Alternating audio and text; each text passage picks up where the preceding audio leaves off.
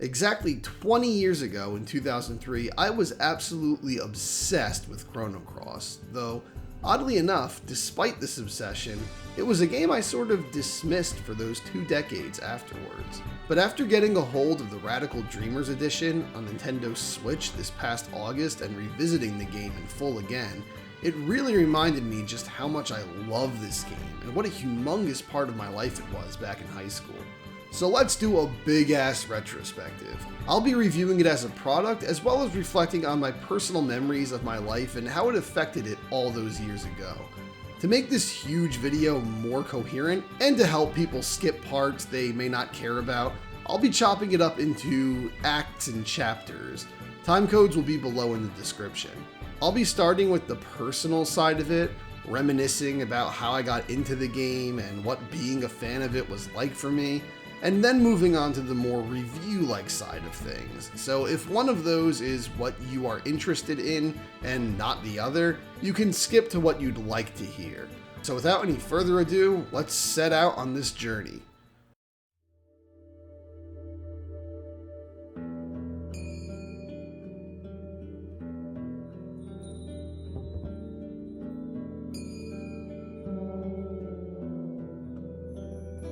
While I had played a handful of RPGs prior to playing Chrono Cross, it wasn't exactly one of my most beloved genres. As I've said in other videos, my first experience with an RPG was Super Mario RPG Legend of the Seven Stars, which I had played for the first time in summer of 1998.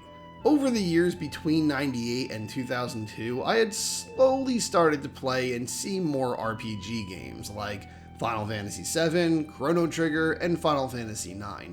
All of these, my older brother had gotten into far more than I had. When he had bought Final Fantasy IX, he also bought Chrono Cross, following his Squaresoft RPG high he had been riding for about a year.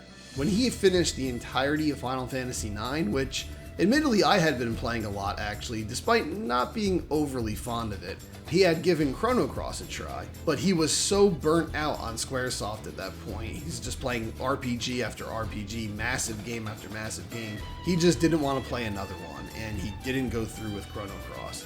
Later that week, he showed me a few minutes of the intro dream sequence from Chrono Cross, then turned it off again. That was all there was to Chrono Cross for me for about another year.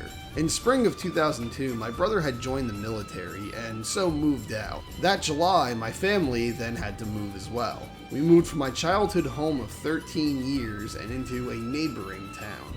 A lot had changed for me that year. As previously said, my brother, who had been like my only real friend prior to that my whole life, and shared a room with me until then, was gone for the first time. My parents had gotten a divorce, we moved to a new place, and I had met a friend who immediately became and remains my best friend, being the first major friend I ever had outside of my brother. It was definitely a very big change of pace. And while I did miss my brother a lot and always looked forward to him coming home on leave or when his 4 years would be eventually up, there were also perks to being alone for the first time. I was now free to focus more on the things that I liked and cared about, regardless of whether or not a voice in my head tells me if my brother would approve or not. Also, now being friends with Kenny and hanging out with him a lot, that opened the door to a lot of new ways of thinking, as I had only previously had exposure to my, no offense, but very judgmental family and bullies who hated me at school. So Kenny's openness and honesty about the points of view and interests of others and himself that were previously taboo in my world were very refreshing. So while I was on my own now, I could get into whatever I thought looked interesting. It didn't have to be a shared interest with my brother as it usually was in the past. When looking around my room one night in early September 2002, I was going through the game collection. Chrono Cross stood out, and I picked it up and started going through the manual. For whatever reason, I suddenly got filled with this urge to, well, force it to be quote-unquote my game. I sort of came up with this artificial plan on the spot that I would play this game, become obsessed with it, and even planned that the character named Kid should be my new cartoon crush. Despite the fact that all of this was sort of just forced because I was a dumb teenager who thought I needed to find things for people to know me by, All of it would have crumbled to dust in a short amount of time had I not genuinely loved the game. But the thing is, it turned out perfectly, as I actually did love the hell out of it very quickly. Although I had played a handful of RPGs by this point, this was really my first time starting one and exploring one completely on my own. In the past, I would get bored fast, because not only did I never get stuck because my brother had already played it, but I also had watched the entirety of those games and knew everything that would happen from seeing him play. But this was basically my first time driving without the driving instructor. I was on my own, and I was embarking on a journey that I would love for a solid year straight. It didn't take long until the obsession was real. Everything about the game, from the beautiful music, amazing and unearthly painted graphics, the oceanic sailing theme of the game, the unique and quirky character designs and massive number of them you could play as, and even a story that felt really intriguing and full of wonder early on in the game, just worked together to make me really fall in love with it. As stated before, there was also a specialness to it, feeling like it was my game, some treasure that I had discovered. For the next year, from September 2002 to September 2003, Chrono Cross was the game in my life. Not only was it mostly the only game I played, but it crept into every other part of my life too. I drew hundreds of drawings of the characters and monsters.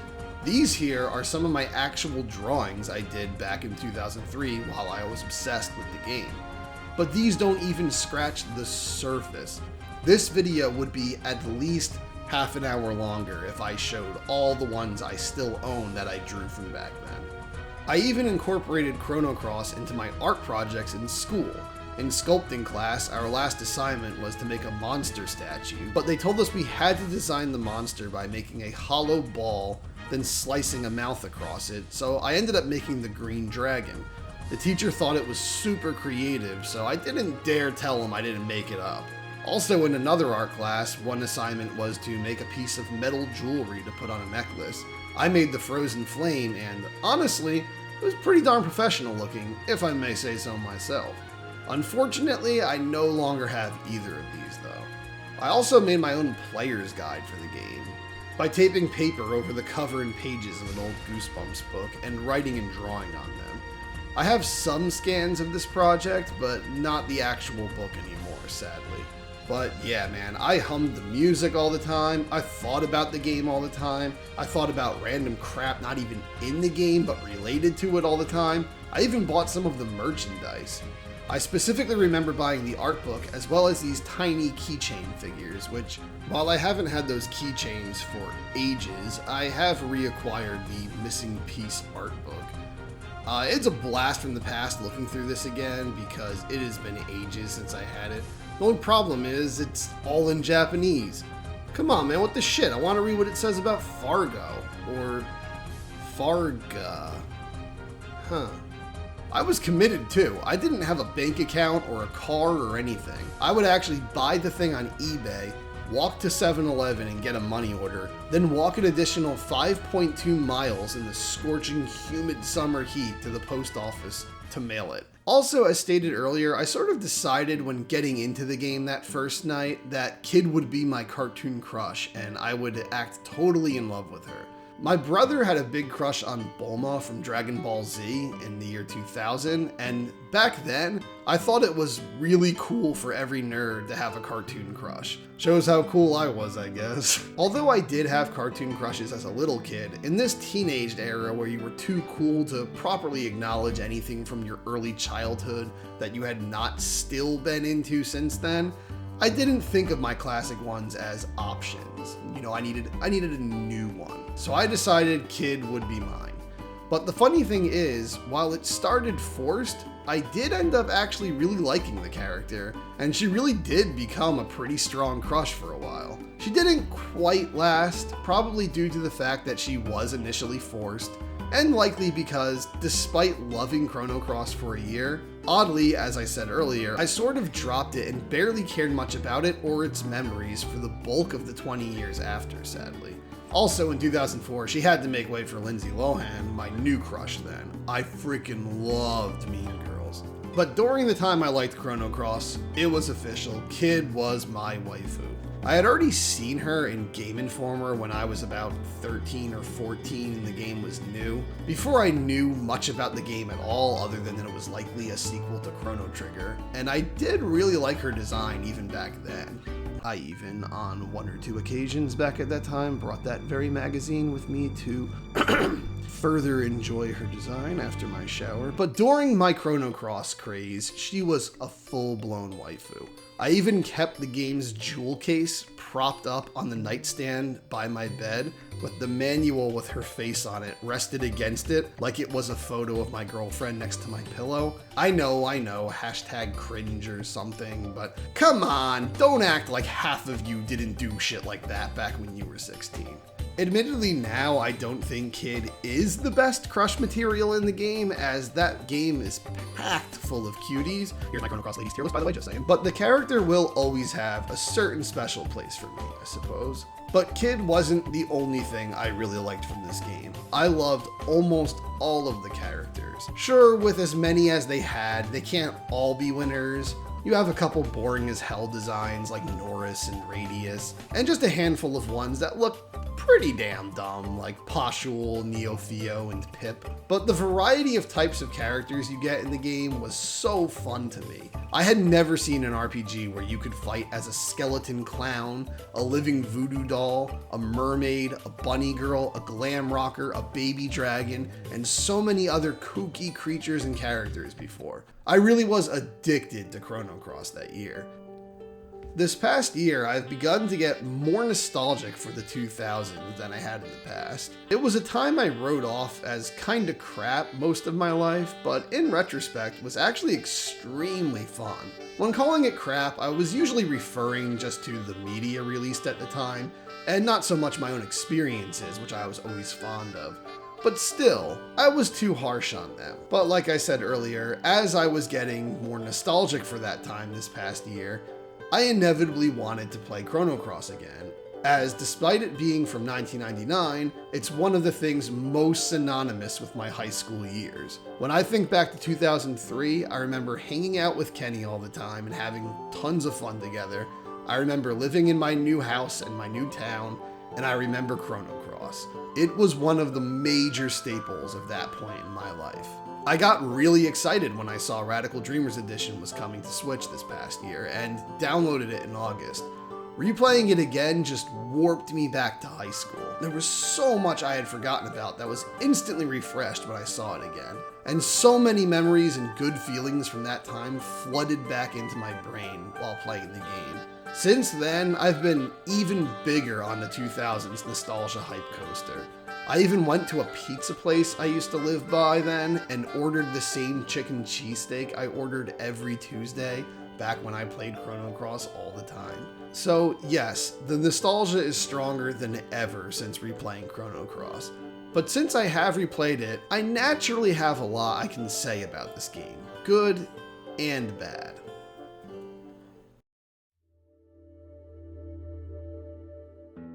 When talking about any video game, the most important aspect is the gameplay.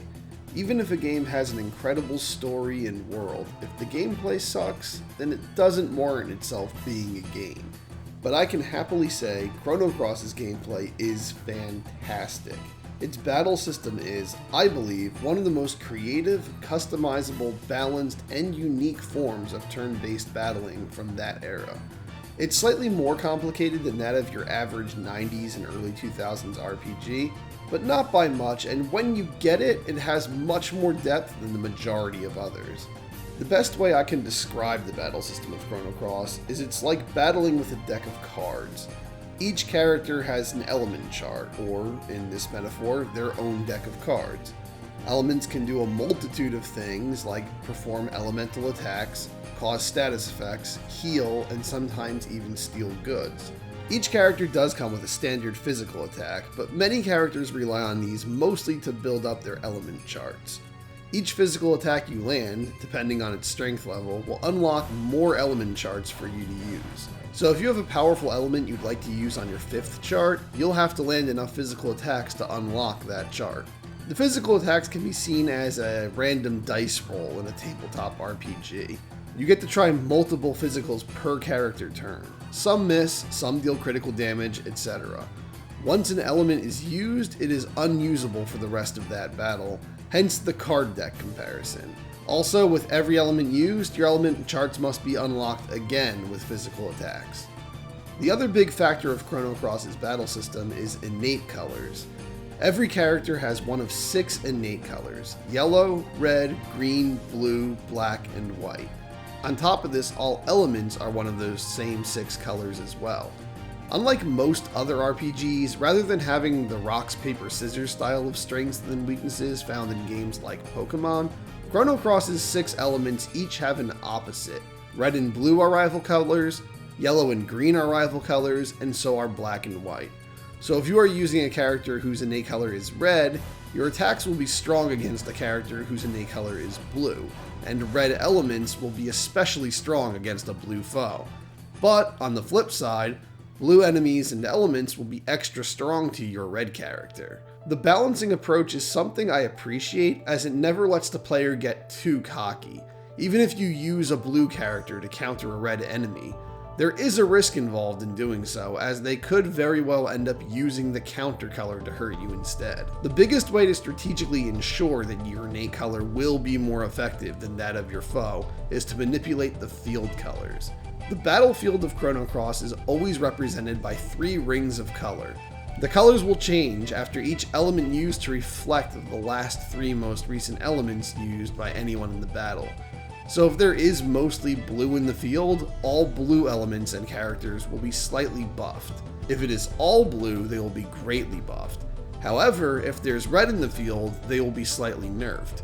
Equipping blue elements to the other characters in your party can help you force the field to be blue, so when your character with the mighty blue element unleashes it, it can cause maximum impact. Screwing up the opponent's desired field color is a great way to mess with your strategy for the player and the CPU. I definitely enjoyed the fighting style of Chrono Cross a lot more than that of other RPGs of the time when I first played it, but I feel when I revisit it today, I appreciate it even more. I think, from a gameplay standpoint, the battling is by far the most superior aspect of the game, which, when speaking of RPGs from this era, says a lot for the game, as battling is pretty much the bulk of the actual gameplay that is done in these sorts of games. My only wish for the Radical Dreamers edition to potentially improve the battling, which they didn't do, was for them to make online battling a reality.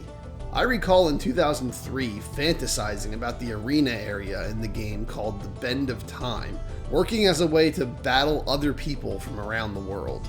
With 45 playable characters, all with completely customizable element charts, I feel the possibilities for teams are limitless. Sure, if such an online competitive scene did exist, a meta game would develop instantly and there'd only end up being like 5 characters used by everyone and 3 strategies, but it would still be interesting. It would also give purpose to doing all of the side quests, powering up all of your characters, and replaying the New Game Plus files to get everything exactly the way you want it and at max power. Without the ability to battle other people's teams, there's virtually no reason to do all of the extra content in the game, but I'll cover that more in a bit. The last thing about the battling that, while I could see it as controversial among gamers, I appreciate is there is no leveling up. Gone is the need to grind for huge stretches of time. You will not level up from normal enemy encounters in Chrono Cross. There are set moments in the game where you level up, usually after defeating a boss character.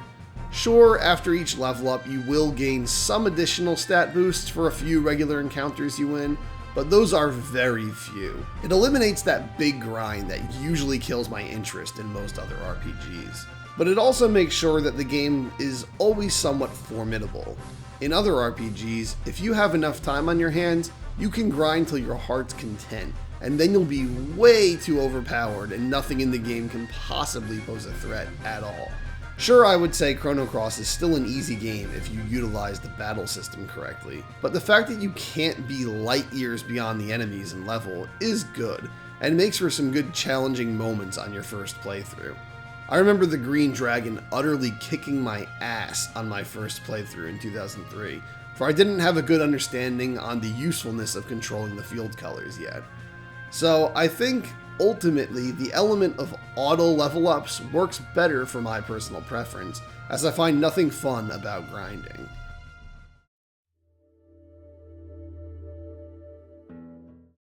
When it comes to RPGs from this time, I think even their most die-hard fans would agree there was not much to the field play. It usually consisted of just running around pre-rendered sceneries and pushing the talk button to check things and talk to NPCs. Chrono Cross isn't really an exception, but I do find it pleasant enough. The environments are all very creative, and every location in the game has an unearthly quality. The coral-covered beaches of Opasa, the pink marble-sculpted Marbule, the slime-covered fungal forest of the Hydra Marshes, and even the dream-like plant life that fills the forests and jungles that resembles spores. Every inch of the world of El Nido looks like its entirely own unique world. So despite the field play being somewhat simplistic, the world still makes traversing it a joy. It's a world I enjoy being in. Also, the game is surprisingly short. Most areas in the game consist of only a few screens. When playing it today, I actually find it sort of disappointing how short some locations are, especially ones like the Earth Dragon and Water Dragon Islands. The game felt very long to me when I first played it, as it was my first time truly figuring out an RPG on my own, and I checked every square inch of the game. But upon revisits, the game is actually incredibly short for an RPG. It may leave me wanting more today, but back then it was honestly the perfect length. As stated earlier, a year prior to playing Chrono Cross, I had played through most of Final Fantasy IX. While I didn't love that game as a whole, I think, more than anything else I disliked about it, my biggest problem with it was the fact it never knew when to end. The game absolutely refused to be done. I only ended up stopping that game because it went on so long. I got bored of it and no longer cared to continue it. It overstayed its welcome, for me at least. I know a lot of people love that game, which is totally cool to do, but for me, it just lost me eventually. But Chrono Cross doesn't overstay its welcome at all. It's a very reasonable length. As I said, if anything, I wish it were a bit longer in all honesty. The only point where it does overstay its welcome though is with a New Game Plus. The goal of Chrono Cross for 100% completion is to get all 45 characters on one file, and possibly even all with their third innate element skill. To do this requires making multiple save files from different points in the game on one memory card, replaying the game up to certain points multiple times, and if you choose to get a third innate skill, doing almost every side quest in the game. The game has multiple points where you have to choose between getting certain characters, and even has you lose the character Harley at a point, so it is literally impossible to get everything in the game in one playthrough. They seemingly knew how boring replaying the same game over and over would be, so they equip you with the ability to fast forward the game on a New Game Plus, which certainly is considerate, but admittedly also kind of emphasizes the uselessness and silliness of what you're doing. Around the time you're on your third file, racing through it on fast forward just to get all playable characters in a game you already beat twice, it kind of hits you and you feel like an idiot.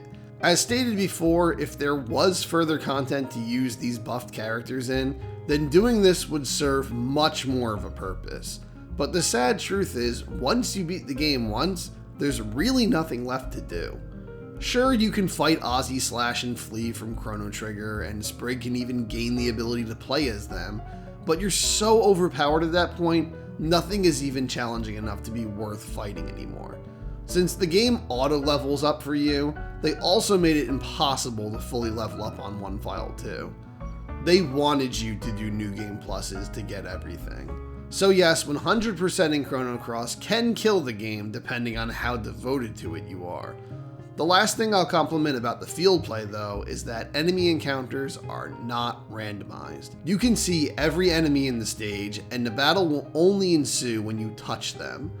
I am really not a fan of getting sucked into battles at complete random like in Final Fantasies from that time and other older RPGs like Mother for Famicom. The other generous thing about this is you can always run away from a battle. There's no couldn't run bullshit. After you run away, which again is always successful, the enemy flashes and is immobilized for a second to help you get away from them too, making everything very fair. Overall, while admittedly extremely simple, I will say Chrono Cross still manages to have my favorite field play for a retro Square RPG. Probably the number one reason why Chrono Cross generally failed to win fans over was the fact it was meant to be a sequel to Chrono Trigger. At that time, Chrono Trigger was probably the most beloved and highly regarded RPG in the world after Final Fantasy VII and possibly Final Fantasy VI.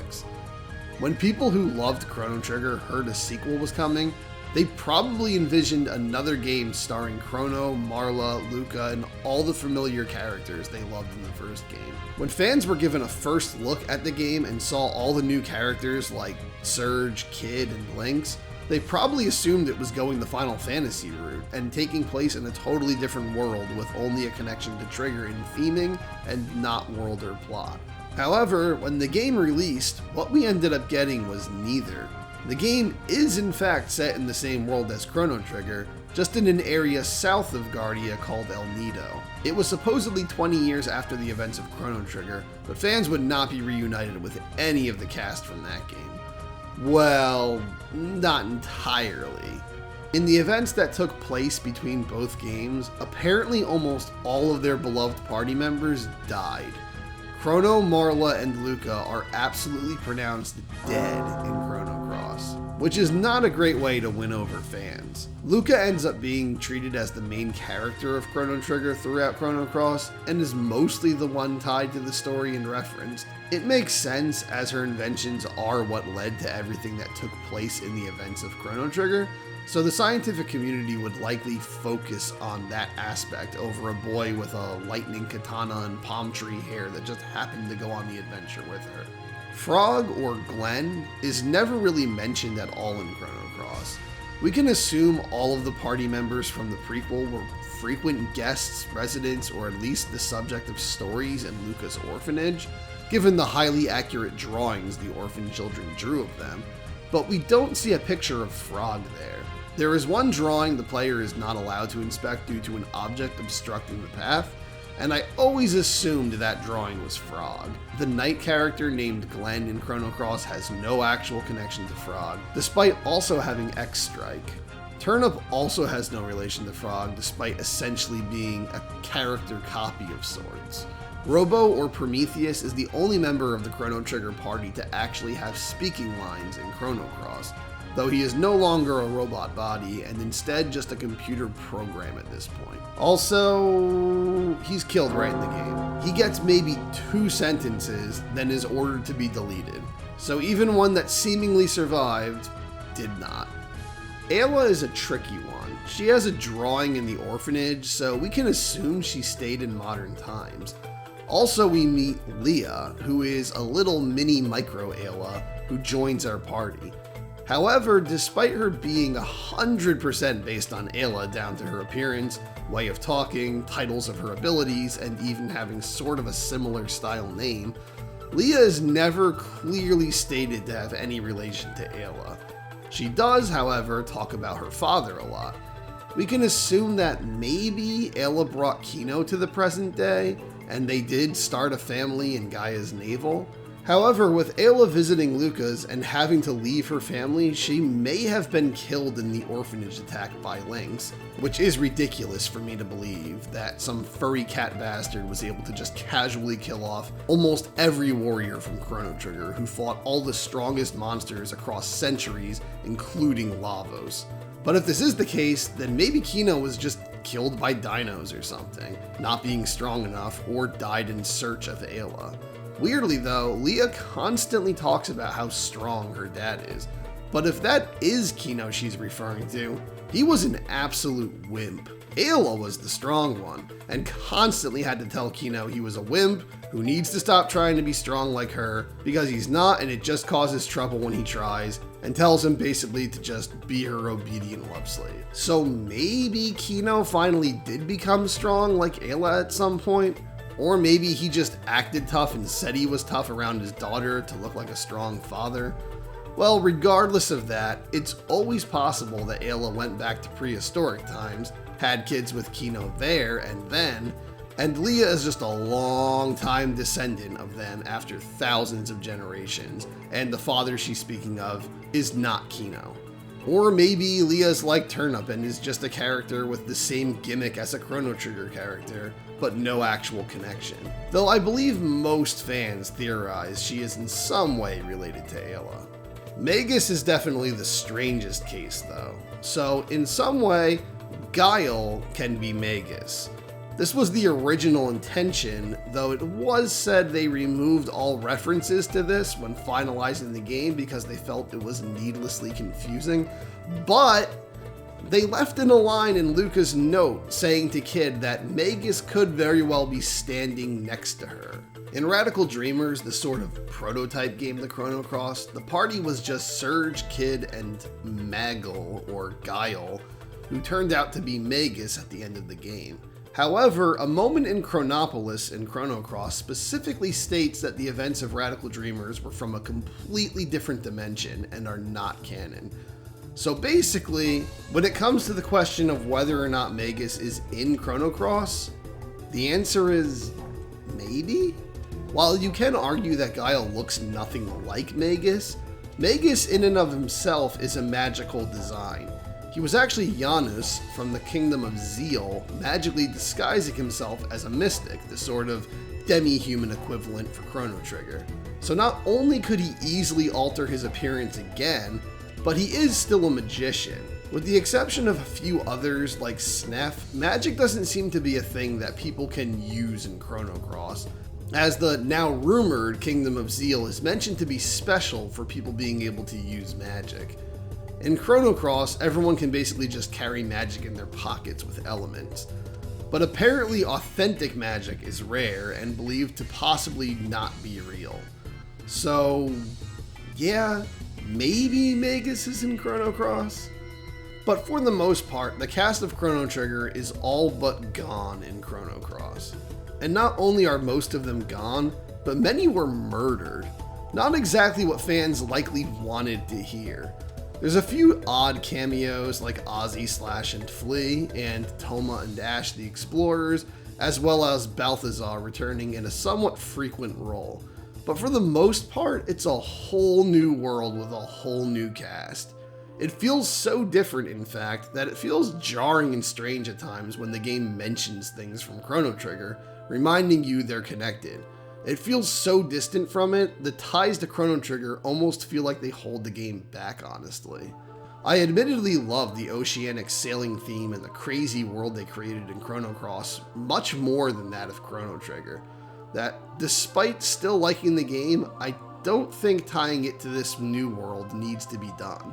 I'd rather this new world be allowed to reach its full potential without somewhat frequent reminders of the last game.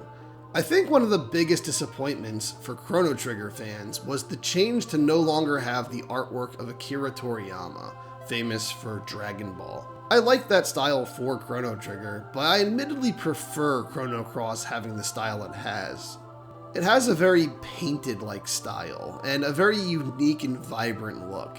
It's anime, sure, but it has its own identity and look, and almost has a Renaissance fine art quality to it, mixed with the cartoony anime stylization. I feel it helps in letting it have its own identity and break up the monotony. With the entire Dragon Quest series already being a popular RPG series with Akira Toriyama's style, I think too many others with the same style would get extremely redundant and ultimately look boring.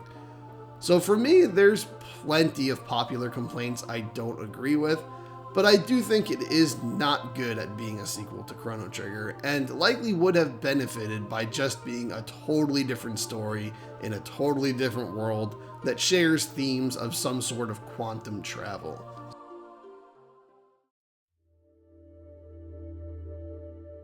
So this is where my major problems with this game start to arise.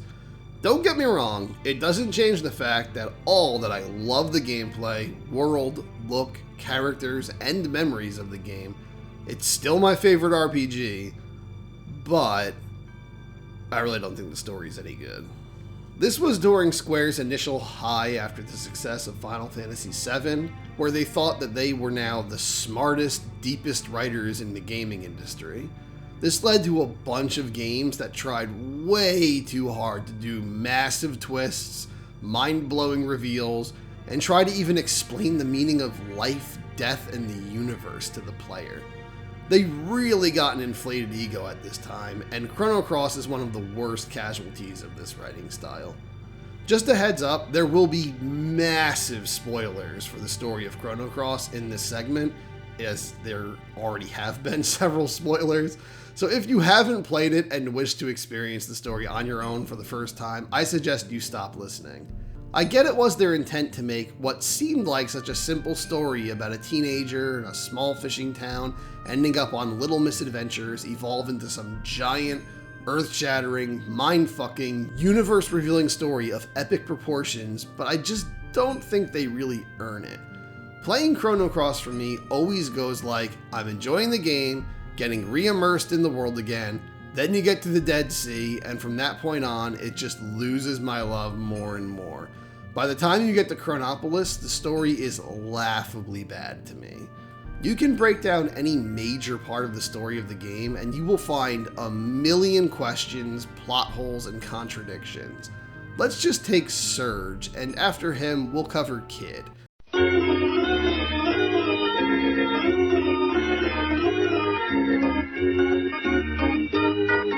So Surge obviously is our main protagonist. He starts off simply with his maybe girlfriend Lena, but then gets ripped into an alternate dimension where he had drowned and died when he was a little boy. For the bulk of the game, Surge has very little driving force personally for the adventure.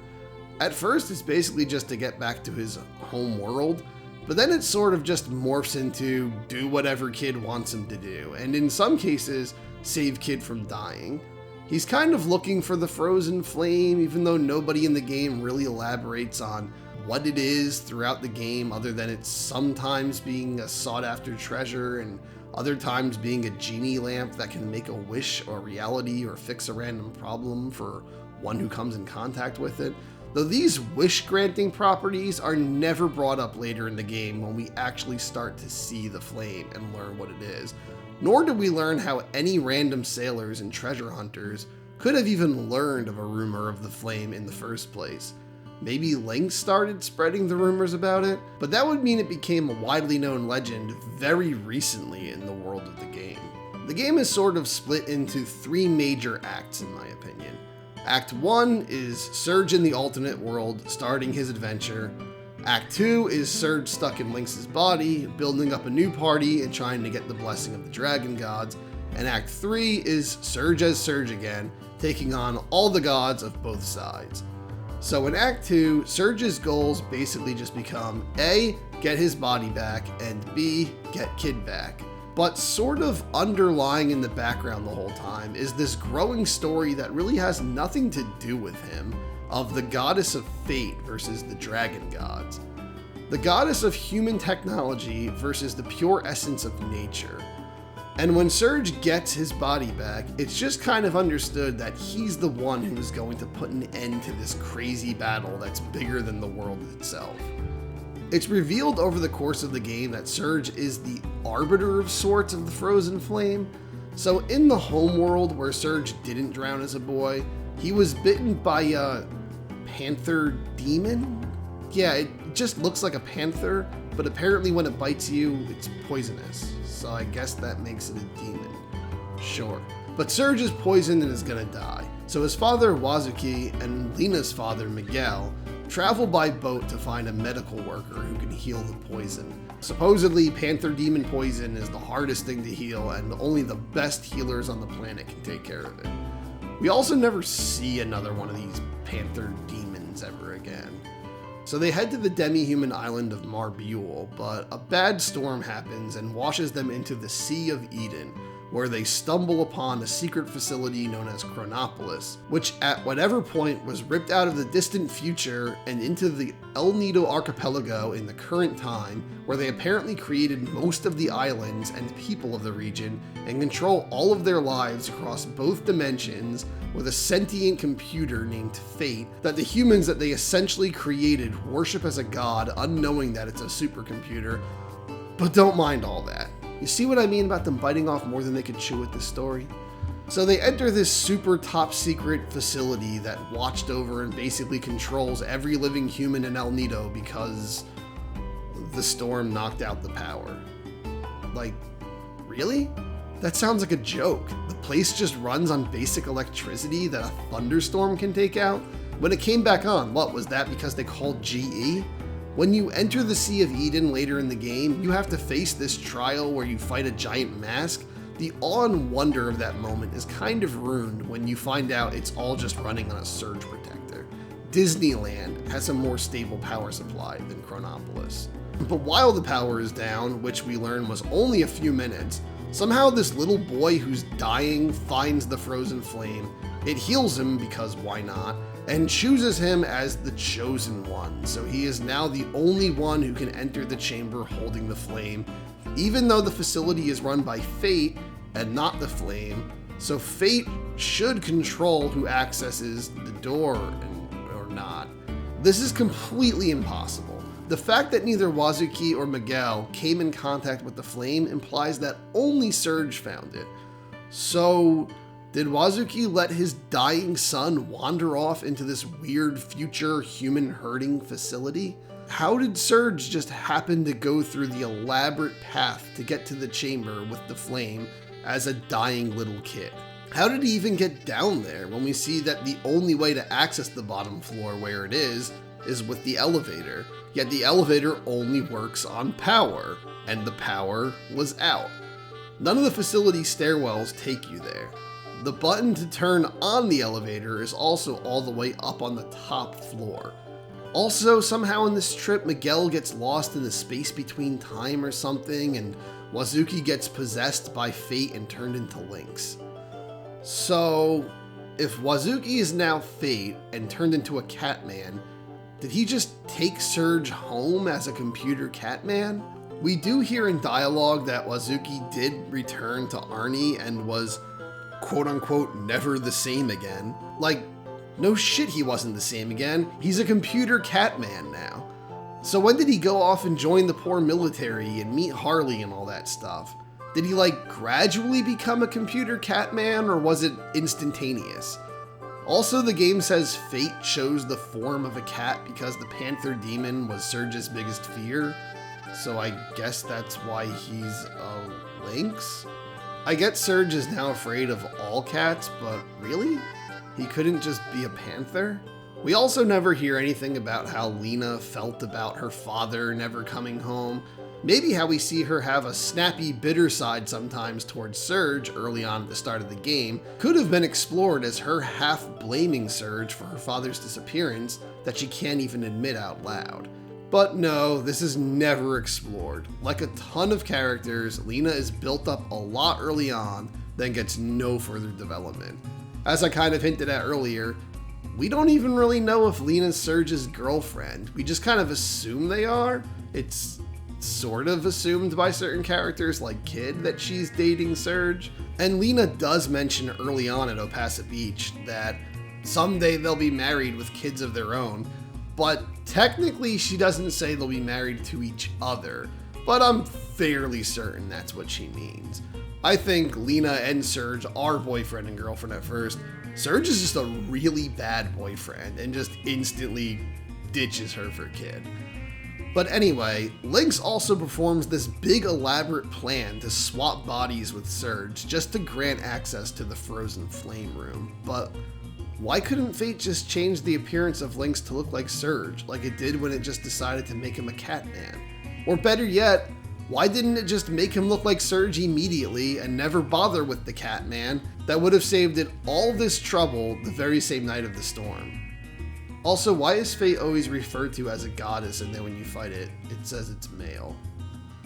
Well, before I dive deeper into the overall plot, let's look at Kid. Kid is treated like an equally important protagonist to Surge, even though she spends most of the game either possessed and being used as a pawn by Lynx, or dying in a bed. Kid starts just as a mysterious bandit girl. They never call her a pirate, and I guess she isn't technically a pirate, but I always have thought of her as a pirate. She sails around the seas, stops in ports and steals treasure, and has a Cockney accent. She's a pirate. So she's a simple pirate who wants revenge on Lynx for killing her family and wants the frozen flame because it's treasure, I think. It's ultimately revealed that Kid is a clone of Shala, the princess of the Kingdom of Zeal from the ancient past in Chrono Trigger. Ignore the fact that Kid is a blonde girl with spiky hair and Shala was a blue-haired girl with wavy hair. Even Shala is now shown to just look like Kid. At least, I think Kid is a clone of her. Maybe she is just her. In Radical Dreamers, the game, it's revealed that Shala wasn't killed somehow, but instead Lavos, whose sole purpose is to devour the world, turns her into a baby and sends her through time to be reborn in the future. So in Radical Dreamers, Kid is Shala, and Guile, the magician character in Chrono Cross, is her brother Janus protecting her. But as stated before, Radical Dreamers is explicitly said to not be canon with either dimension in Chrono Cross, and yet from a completely different dimension altogether. So in this game, I believe Kid is a clone of Shala.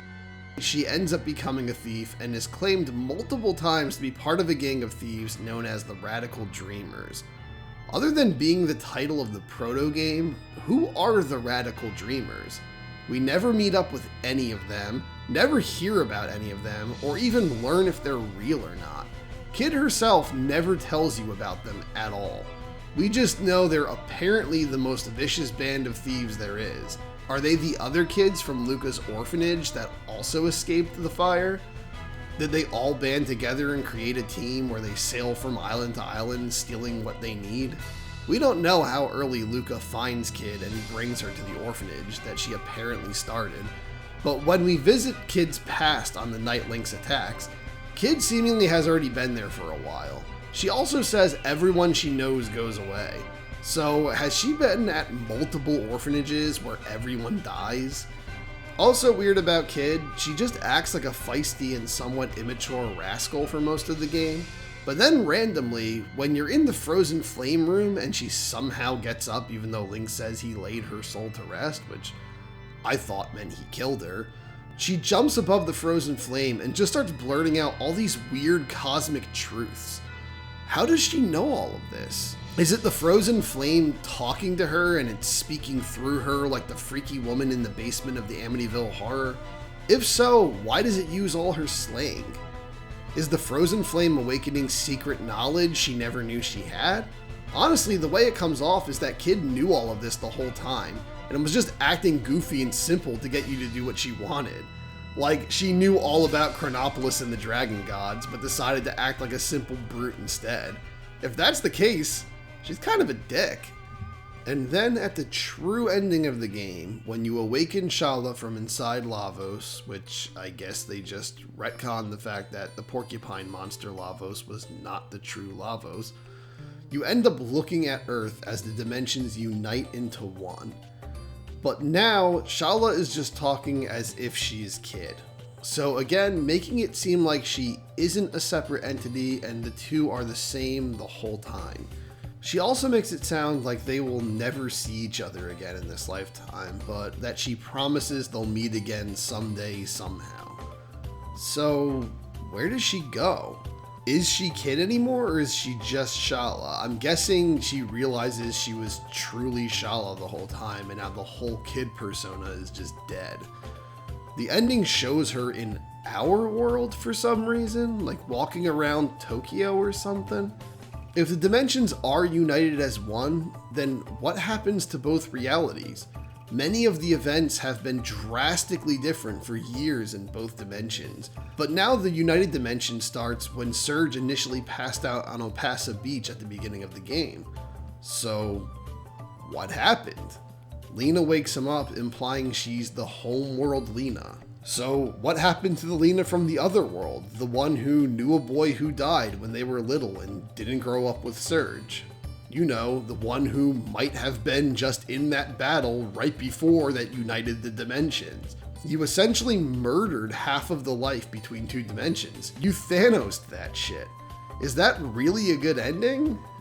It's also kind of funny how in that ending you're told by Shala that once you go back to your homeworld, you won't remember anything anymore from what you did. Then as soon as you wake up on the beach, it's implied the first thing Serge says to Lena is Terra Tower and Fate, and he's talking about all that. And she's like, what are you talking about? Terra Tower? Fate? What's that? So much for forgetting about everything that happened. I guess he still remembers it. And also, I can get Lena not knowing what Terra Tower is, but I guess the goddess of fate doesn't exist anymore, so maybe she wouldn't know what fate is, but fate is still just a very simple word. Why would she be so weirded out by the mention of fate? The game also has this very present theme of nature versus man. The dragon gods defend nature, and fate defends humans, while also manipulating them. They try to look at it from both sides, which I applaud them for to make it fair, but the Fate side just honestly sounds more bogus to me. The Dragon God and all of nature lived as one in El Nido. Then Fate shows up and starts putting new islands and people everywhere. I still don't get how the hunchbacked Crest toothpaste blue people from Chronopolis became humans, or what they even are other than a way to avoid having to make multiple character models for Chronopolis workers. Maybe they're supposed to have lost their physical selves in the time thingy, but somehow some volunteered to have their identities and memories wiped and sent into El Nido as humans to populate the world. It's pretty understandable that the dragon would want to kill all of these new life forms who just show up and start burning forests and mutilating the nature around them to build society. The game still tries to show that both sides went too far and get too hateful, and in the end it turns out Fate was the only thing defending mankind from the Dragon God who wanted to wipe it off the face of the earth, but it's still kinda hard to see them as the wrong ones in the situation. But in the end, what does your party really accomplish? They kill Fate and destroy the thing protecting and governing all the humans. Then they kill the Dragon God and destroy the only force protecting nature.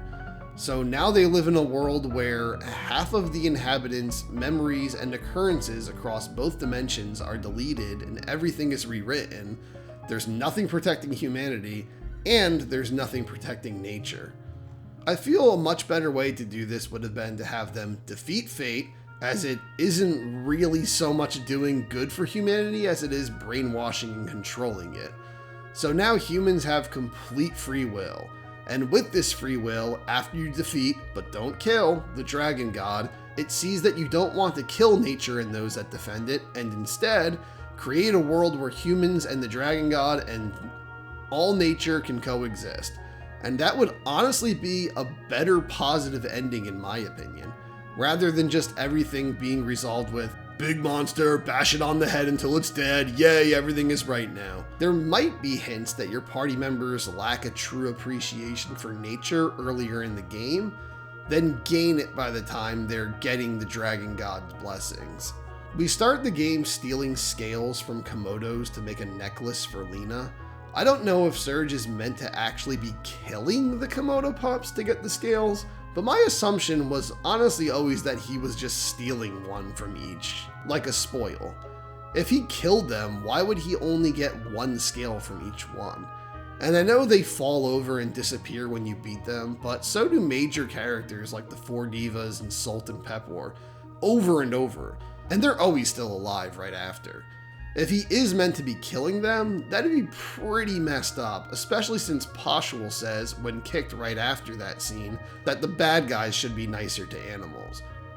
But regardless, it seems like it may have been intentional to show how humans initially didn't have any regard for nature, but I just don't see enough evidence later in the game to support any growth from that mindset if so it likely wasn't. So I'll get done with this whole ranting about things in the story I don't think make sense soon, but before I do, we need to discuss Harley. Harley is probably the greatest example of this seemingly deep but nonsensical writing.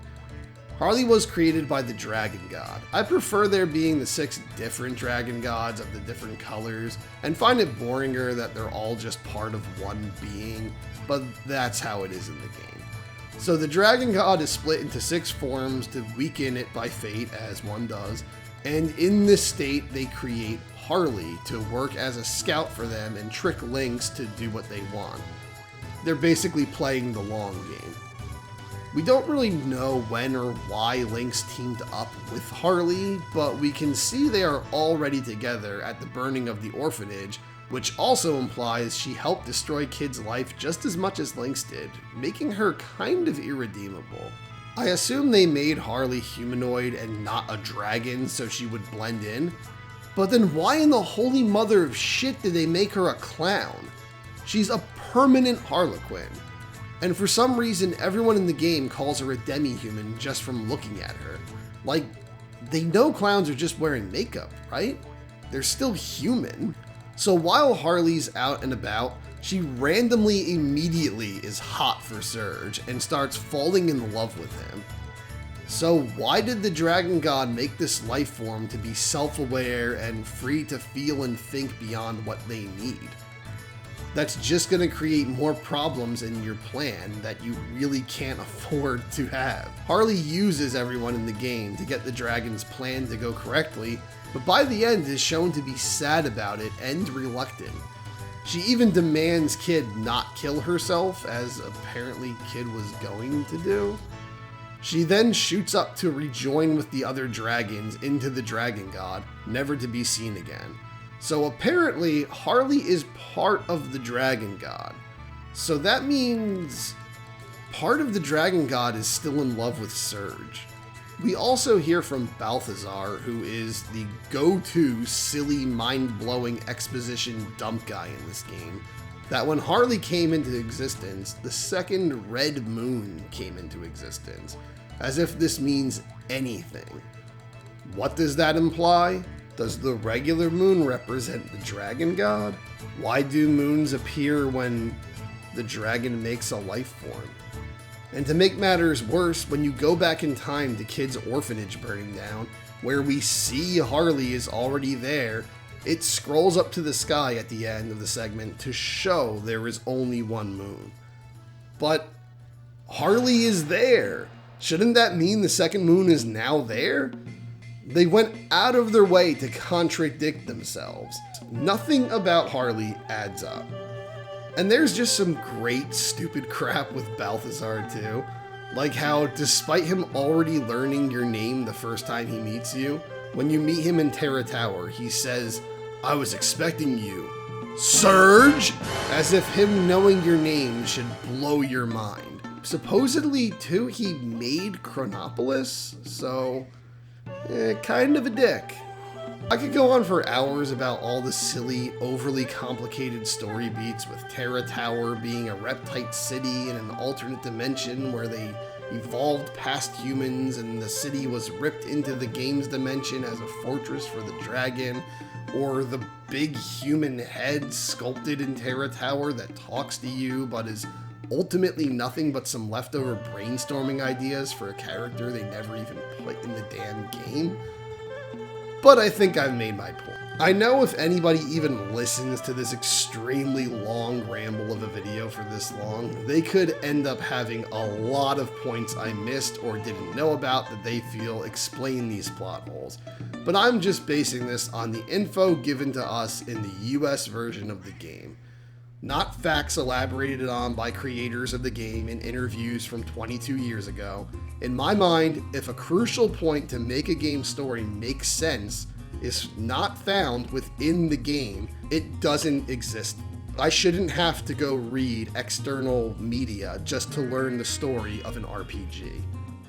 All aspects of the story of the RPG should be within the RPG itself if they are crucial story points. I know some of these problems I have may also be due to localization. Some of these things may be much better explained in the Japanese version for all I know. So please, if that is the case, don't come at me too hard. But basically, despite the fact I think the story is a mess and that I rambled about that for most of this video, the truth of the matter is that I wouldn't have even obsessed over these plot holes and sloppy story beats if not for the fact that I love this game and have thought about it way too much. The common opinion towards Chrono Cross, as I said earlier, seems to be that it isn't worth playing. It's not talked about much, but when it is, it's typically just regarded as a disappointing sequel to Chrono Trigger and inferior. I think a lot of this comes to the fact that most older fans who experienced its release had already grown extremely attached to Chrono Trigger, and were not willing to accept Chrono Cross for its drastic differences. Over time, that overwhelmingly popular opinion of the series has become gaming history, more or less, and so many younger gamers likely just hear that Chrono Trigger is a masterpiece, and if they hear about Chrono Cross at all, they likely just hear to avoid it, so they do. The other biggest complaint I often see about this game is the whole automatic accent system that Square came up with. Square was very proud of this idea that depending on which character is talking, they can say the exact same lines, but they'll say certain keywords and have a certain accent that is special to that one character, rather than having to write stories for all of these characters and special dialogue for all 45 playable characters to build them up and establish who they are. They went this more generic route that they were very proud of, and a lot of people criticize this, and to a certain degree I can understand it because it is a bit disappointing. I don't think all 45 characters realistically could get development. I mean, they already had a really bad time telling coherent stories for the few characters that do get backstories in this game, or at least more detailed backstories. So I'm pretty glad that they didn't try to do stories for all 45 characters, and I can understand why a tool like this is very useful for a game of this style with so many playable characters. But that being said, I do wish a few of the more key players were developed a little more. Like the characters who initially are developed more, like Lena and Korcha and stuff. I do wish they remained more important characters and we got a little more special dialogue here and there from them. But at the end of the day, we get a good story. Well, I guess I wouldn't call it a good story since I've dumped on the story quite a bit already. But we get a full story involving multiple characters that we can play as. It's a lot more than a lot of other beloved RPGs. Earthbound, the characters in your party are absolutely freaking nothing in Earthbound. They are just playable vessels. There's nothing to them. There's kind of something to Jeff at first, but ultimately, if you're playing as those characters, they are nothing in Earthbound, and everyone loves that game and says the story's great. So, at the end of the day, I don't think it's important that all 45 playable characters do not have huge fleshed out stories. But I think that is undeserved. Chrono Cross is an absolute masterpiece in its own right. I know it has a specific special place for me due to my personal connection to when I first got into it and how I first got into it and how it connected with me on my own personal level.